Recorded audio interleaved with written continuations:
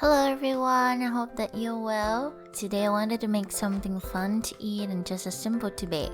So that's why I've called today's recipe Easy Cheesy Blueberry Muffins. We use dry blueberries, but fresh one works just as well. Okay, let's jump into the super simple recipe.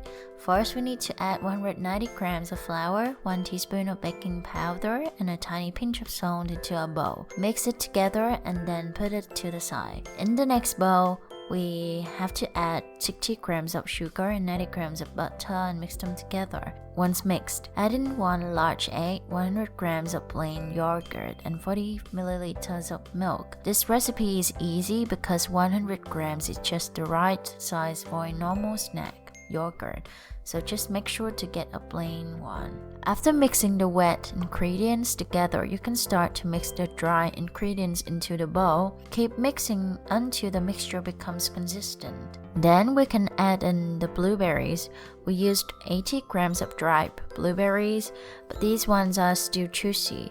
You can also add 1 teaspoon of vanilla extract if you have it, but it's only optional. Now add half of the mixture in the cupcake liners, and then place a small triangle chunk of cheese.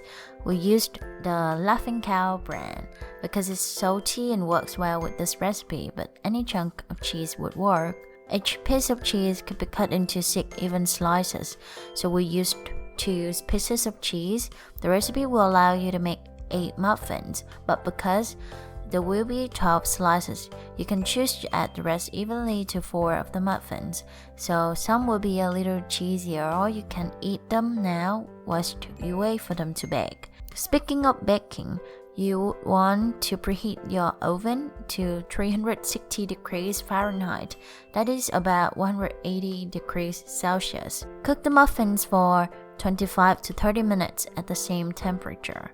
We found that it was best to eat them shortly after cooking because there will be cheese inside, and it's nicer when the cheese is still melted. But don't eat it too soon because the blueberries and cheese will be very hot. Thank you for always supporting me and my husband's channel. We have been ordering and waiting for Dijon mustard to come, as this is the last ingredient that we need for Mirage pork chop, so hopefully it will come soon, and then I can start making the Mirage pork chop video for everyone.